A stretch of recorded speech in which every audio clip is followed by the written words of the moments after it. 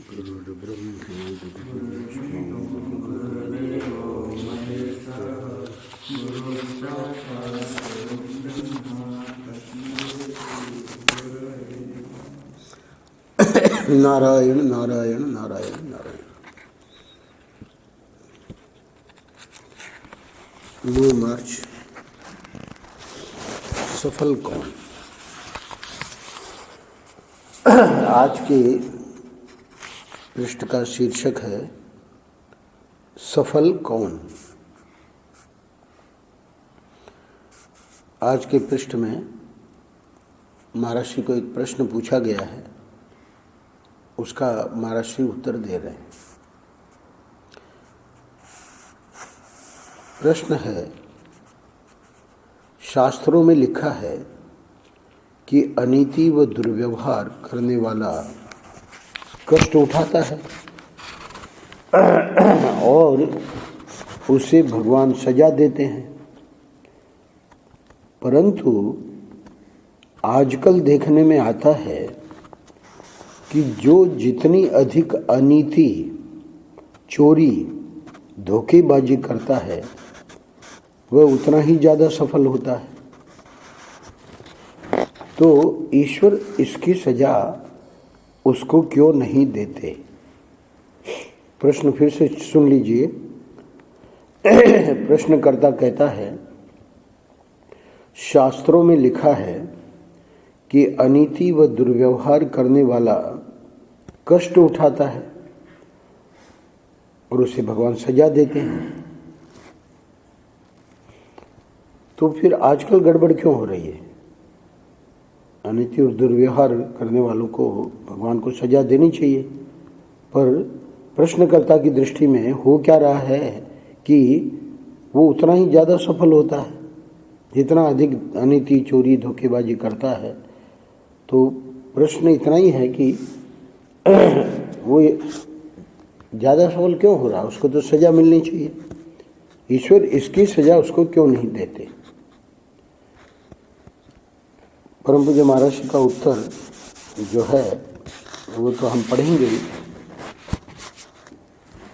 धर्मराज युधिष्ठिर ने दूसरी बार जुए में जब हार गए, 12 वर्ष का वनवास हुआ और उसके बाद शर्त ये थी कि वनवास के बाद 1 वर्ष अज्ञातवास में रहना पड़ेगा। अज्ञातवास में अगर किसी ने पहचान लिया तो फिर 12 वर्ष। तो ये शर्त दोनों ओर से थी, यानी अगर कौरव हार जाएंगे उन सभी भाइयों को ये करना पड़ेगा, और अगर पांडव हार गए तो शकुनी तो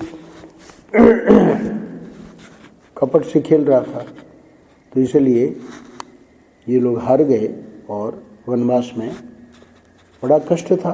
कहाँ तो राजसूय यज्ञ और कितनी बड़ा राज्य इंद्रप्रस्थ का चक्रवर्ती राजा बन गए युधिष्ठिर, और कहाँ जंगल में सब भाइयों के साथ। तो लोमश ऋषि को एक जगह पूछा है, वो जो मैं महाभारत लाया उसमें उनका प्रश्न इसी से मिलता जुलता प्रश्न है।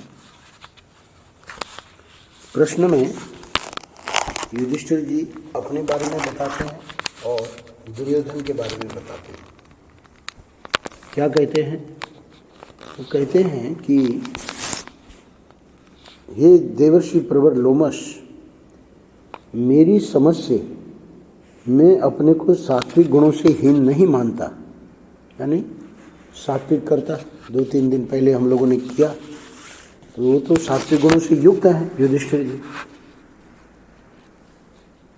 तो भी दुखों से इतना संतप्त होता रहता हूँ जितना दूसरा कोई राजा नहीं हुआ होगा। अच्छा, दूसरी ओर दुर्योधन आदि शत्रुओं को मेरी समझ में उनमें तो सात्विक गुण नहीं है, तो राजसिक और तामसिक है। साथ ही ये भी जानता हूँ कि वे धर्मपरायण नहीं है। चलो राजसिक तामसिक रहे कोई बात नहीं, पर व्यक्ति धर्मपरायण हो तो सुधर जाएगा, सात्विक बन जाएगा। पर वे तो अधर्म परायण है, तो भी वे इस लोक में उत्तरोत्तर समृद्धिशाली होते जा रहे हैं। हमारा पूरा राज्य उनको मिल गया, जुए में उन्होंने ले लिया। कितने बड़े समृद्धिशाली, यानी बिना कुछ किए उनको तो पूरा अर्जुन और नकुल और सहदेव और भीम 4 दिशाओं में जाके सब राजाओं को जीते, है ना। या तो राजाओं ने सरेंडर कर दिया या फिर जीता, तब जाके राष्ट्रीय यज्ञ कर सकता है। तो वो जो का जितने राजाओं ने जो दिया था धन वगैरह, वो सब उनके भंडार में था।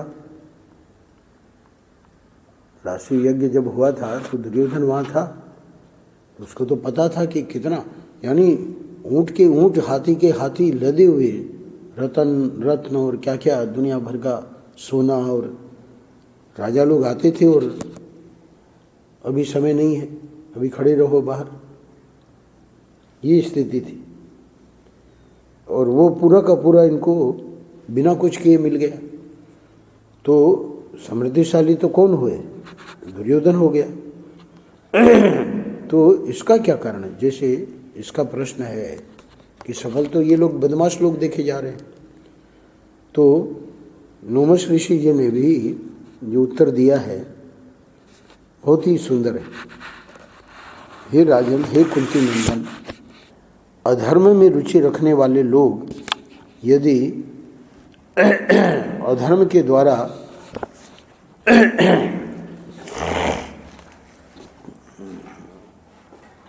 वो लोमश ऋषि कहते हैं कि हे राजन,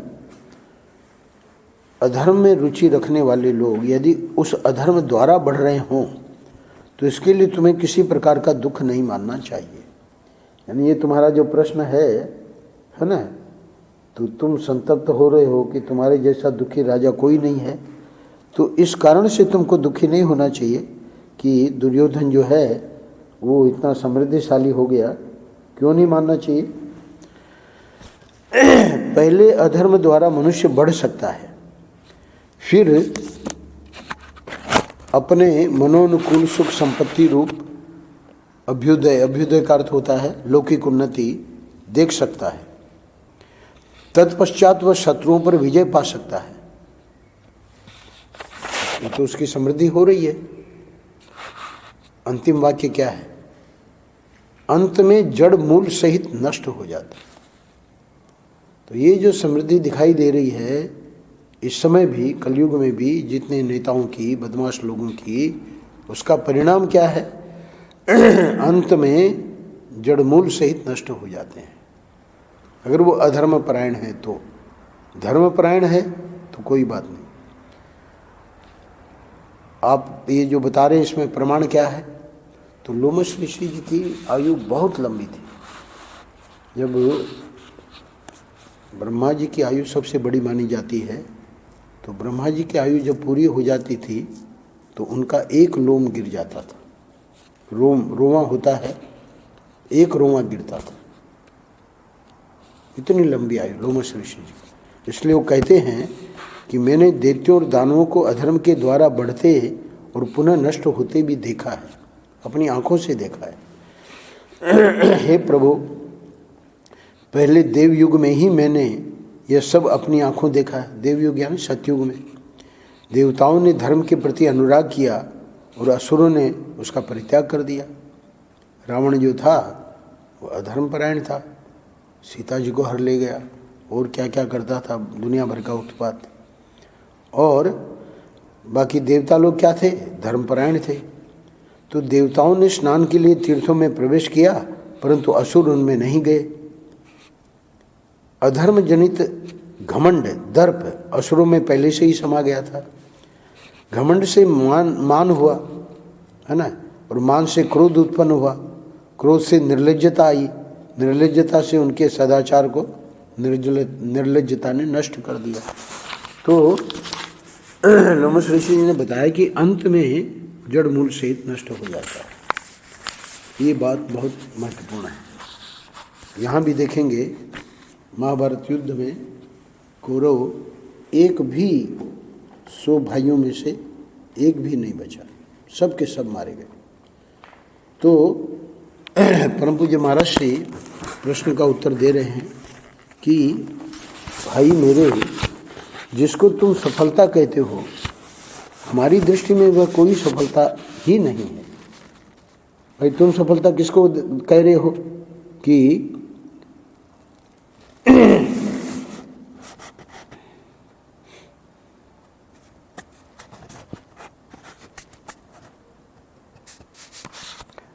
आगे बताएंगे, धन, दौलत, रोजगार, कुर्सी यानी पद आदि को तुम सफलता मानते हो। स्वाभाविक है, वही तो सब अनिति करने वालों को मिल रही है, तो उसको हम सफलता नहीं मानते।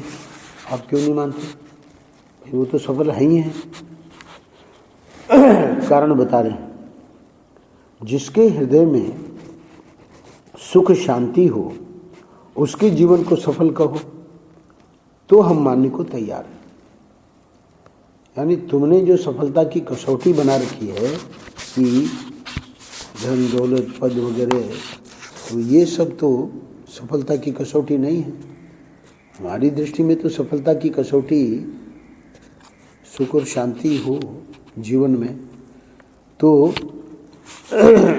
लेकिन जो दुखी है, अशांत है, भले उसके पास बहुत बड़ा राज्य ही हो, बहुत धन हो, बड़ा पद हो, बहुत पुत्र पौत्रादि हो, और उसके पीछे चलने वाले अनुयायी नौकर चाकर हों, उसको हम सफल नहीं मानते हैं। सीधी बात। तुमने जो सफलता की कसौटी बना रखी है वो हमारी सफलता की कसौटी नहीं है। क्यों नहीं है? आगे बता रहे हैं। कहने का मतलब यह है कि जो अनीति से, चोरी से, बेईमानी से धन कमाता है, उसके पास धन का चाहे जितना बड़ा ढेर लगा हुआ हो, वह हृदय से कभी सुखी नहीं हो सकता। सीधी बात है। क्यों? उसके हृदय में दुख जरूर जरूर होगा। महाराज हमको तो नहीं लगता। देखो सुनो, किसी को यह दुख होता है कि हमारे पास इज्जत नहीं है। अरे भाई हमारी कोई इज्जत नहीं करता।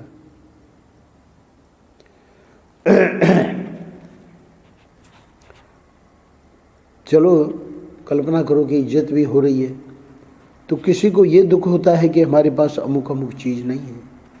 यानी ये सब तो है, पर अमेरिका वालों की जो धनी लोग हैं उनके पास जो चीज़ें हैं वो चीज़ें हमारे पास नहीं हैं। समझो कि चीज़ें भी सब हैं, इज्जत भी है। भगवान क्या लीला करते हैं। कोई शारीरिक रोग से दुखी है, एक नेता, नाम में भूल गया, तो उसका ये लोग आते हैं हमसे मिलने, वो दिखा रहे थे उस पर व्हाट्सएप पे, वहाँ कैंसर का उसको रोग हो गया है, कैबिनेट में है वो, पता नहीं मर गया कि जिंदा है। तो कुछ 2-3 महीने पहले उसका वक्तव्य बताया व्हाट्सएप में। अब वो बड़ा उपदेश कर रहा है कि ये पद और ये सब किसी काम के नहीं है। क्यों? कि डॉक्टर ने बता दिया है कि तू बचेगा नहीं। तो शारीरिक रोग से दुखी है। तो अब प्रवचन करने से, उपदेश देने से क्या होता है? तुमने पूरी जिंदगी तो सब गलत काम किए हैं, है ना। भगवान छोड़ते नहीं है ना किसी को। भगवान की चक्की भले धीरे पीसती है, पर पीसती जरूर है। ऐसा नहीं है कि भगवान की चक्की बंद पड़ी है ना। धीरे पीसने का मतलब, हमको लगता है कि भाई इसको बताएं, ऊपर प्रश्न किया ना कि उनको सजा मिलनी चाहिए, नहीं मिल रही है। लोमश ऋषि ने क्या कहा? अंत में जाके समूल नष्ट हो जाते। अब इससे बड़ा और क्या सजा होगी? तो भले दिखने को लग रहा है कि वो बड़े वैभव में है ना, पर देखो शारीरिक दुख ऐसा आ गया कि उसका कोई इलाज नहीं है। अमेरिका के डॉक्टरों ने जवाब दे दिया।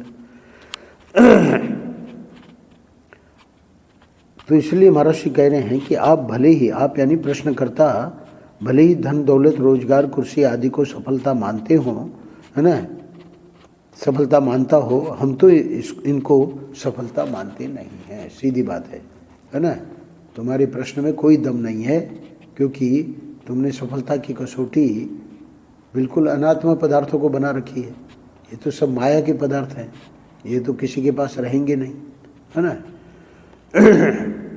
अरे भाई, किसी की कोई भी प्रॉपर्टी है करोड़ों की, अरबों की, क्या छाती पे लाद के ले जाएगा क्या? जब मरेगा तो, है ना। उसके लिए वो दुखी हो रहा है, कोर्ट में केस चल रहे हैं, है ना, वहाँ अशांत है। तो ये कोई सफलता की कसौटी थोड़ी है। हमारे पास एक सज्जन आते हैं, महर्षि दृष्टांत देके समझा रहे हैं। क्यों? क्योंकि लगता है कि महर्षि को पूरा ज्ञान नहीं है। प्रश्नकर्ता को लगता है ना, भाई पैसे वाले तो सुखी है ही हैं। तो सुनो, हमारे पास एक सज्जन आते हैं, एक नहीं, महर्षि के पास कई सज्जन आते थे, पर एक का दृष्टांत दे रहे हैं, सच्ची घटना है। उन्होंने हमको बताया कि विदेश में उनके पास बेशुमार धन रखा है ना, जिसकी कोई गिनती नहीं। आगे बताएंगे, जिसकी गिनती वे स्वयं नहीं बता सकते। परंतु जब वे हमारे पास आते हैं, है ना, अब वो जब विदेश से, या समझो कि महर्षि बम्बई गए, वृंदावन में है तो चलो कोई बात नहीं, और महर्षि बम्बई जाते थे तो आते थे वो बम्बई में महर्षि के पास। तो इसलिए कह रहे हैं कि जब वो हमारे पास आते हैं तो उनकी कथा सुन लीजिए। क्या कथा है? भाई बेशुमार धन है तो वो तो बहुत सुखी होगा। तो बहुत दुखी रहते हैं। महर्षि कहा करते थे प्रवचन में, फूट फूट कर रोते हैं हमारे सामने एकांत में। क्यों रोते हैं? भाई क्या दुख है, तुम क्यों रो रहे हो? बताते हैं। छोटी छोटी बातों के लिए, है ना, दुखी हो रहे हैं। अरे भाई इतना धन है तो दुखी क्यों है? बोले कि कभी पत्नी अनुकूल नहीं है, कभी भाई ने घर में से कुछ उठा लिया, कभी बेटा कहे अनुसार नहीं चलता है, कभी शरीर में रोग हो गया है। कितना रोते हैं कि मैं बता नहीं सकता, है ना। या कितना की जगह इतना कर दो, इतना रोते हैं कि मैं बता नहीं सकता।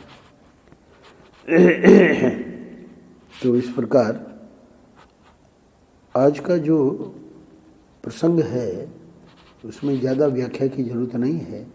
महर्षि ने अपना अनुभव बता दिया, अब इसको पूरा कर रहे हैं।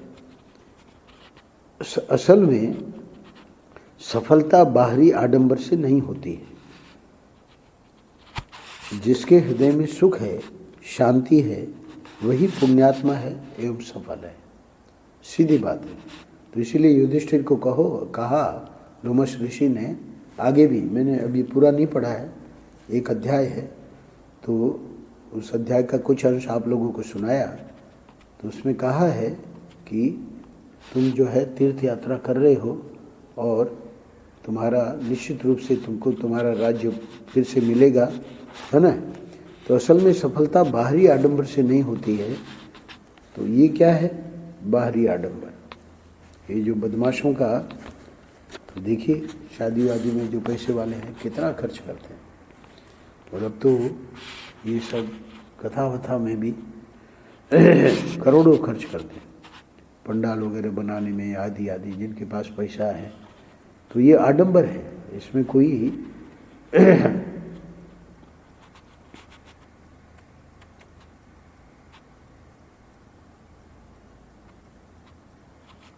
असल में सफलता बाहरी आडंबर से नहीं होती है। सफलता महाराज जी बताइए आप किस में होती है? जिसके हृदय में सुख है, शांति है, वही पुण्यात्मा है एवं सफल है। पुण्यात्मा यानी धार्मिक, और पापात्मा मतलब अधार्मिक। तो पुण्य का फल है सुख और पाप का फल है दुख। जीवन उसी का सफल है जो दूसरों को सुख शांति देता है, भले ही उसके पास बाहरी वस्तुएं कुछ भी ना। कोपीन पहने महात्मा जी बैठे हैं, अब उनके पास अकिंचन है। आजकल तो कोपीन वाले महात्माओं के भी आश्रम है, पर कल्पना करो वृक्ष के नीचे, है ना, अकिंचन है, उनके पास कुछ भी नहीं है, पर कितने लोगों को सुख शांति मिलती है। जो लोग जाते हैं रोटी राम बाबा थे, उनका स्थान हमने देखा एकदम जंगल में। तो वे स्वयं, है ना, भले ही उसके पास बाहरी वस्तुएं कुछ भी ना हो, पर जो दूसरों को सुख शांति देता है, जो भी जाता था, जितने भी संत हुए हैं, आश्रम वाले हो बिना आश्रम वाले हो, पर जो ईश्वर कोटि के संत हैं, उनके पास जब हम पहुंचते हैं, अभी आए दत्ता अवधूत अपने शिष्यों के साथ, आप लोगों ने दर्शन किया, 5-6 दिन रहे। अमरकंटक के बाबा कल्याणदास बाबा, हमारे कृष्ण जी महाराज को जिसने संन्यास दिया, निरंजनानंद जी महाराज, नासिक के महात्मा जी भी आए, संविदानंद जी, भले यहाँ नहीं ठहरे, संविदानंद जी के जन्माष्टमी में ठहरे, पर उनके प्रवचन वगैरह हुए, आप लोगों ने सुने। हमारे रामदेवानंद जी महाराज तो यहीं के हैं, वृंदावन के ही। तो ये जो महापुरुष हैं, है ना, बाहर का आडंबर नहीं रखते। जो भी पुण्यात्मा महापुरुष हैं, वे लोग, उनको जरूरत ही नहीं है बाहर के आडंबर की। बाहर के आडंबर की किसको जरूरत है? जो अंदर से खोखला है। अंदर से खोखला है तो बाहर से दिखावा करना पड़ता है। इसलिए कह रहे हैं कि अनीति और बेईमानी करने वालों के जीवन में कोई सफलता नहीं होती है। श्री राम जय जय राम, श्री राम जय जय राम।